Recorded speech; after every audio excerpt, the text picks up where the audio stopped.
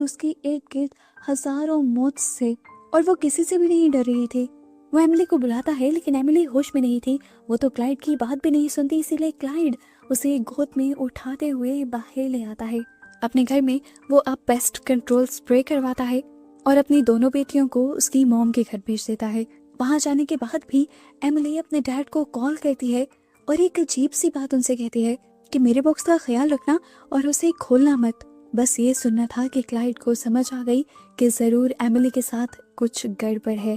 Emily के मना करने के बाद भी क्लाइड क्यूरियोसिटी में जाकर उस बॉक्स को देखता है कि आखिर उसमें ऐसा है क्या जिसकी वजह से एमिली इस तरह से रिएक्ट कर रही है। और जब वो उस बॉक्स को खोलता है तो उसे उसमें वही अजीबोगरीब चीजें दिखती हैं जो एमिली को दिखी थी। यहाँ रात में एमिली की तबीयत बिगड़ जाती है।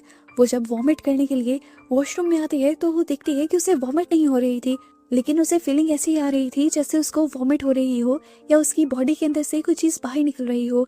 वो शीशे के अंदर जब अपना मुंह खोलती है तो देखती है कि उसके मुंह के अंदर 2 उंगलियां थी, जिन्हें देखकर वो खुद भी बहुत ज्यादा डर जाती है।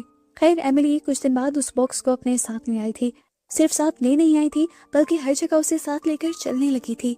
एक दिन स्कूल में जब एक लड़का उसके इस बॉक्स वाले बैग को छेड़ता है तो उसे इतना गुस्सा आ जाता है कि वो लड़की की खूब पिटाई कर देती है। लड़का बहुत ज्यादा जख्मी हो जाता है और एमिली के इस बिहेवियर की वजह से उसके पेरेंट्स को बुला लिया जाता है। उसकी टीचर को लगता है कि एमिली के पेरेंट्स की सेपरेशन की वजह से वो बहुत ज्यादा एग्रेसिव हो गई है।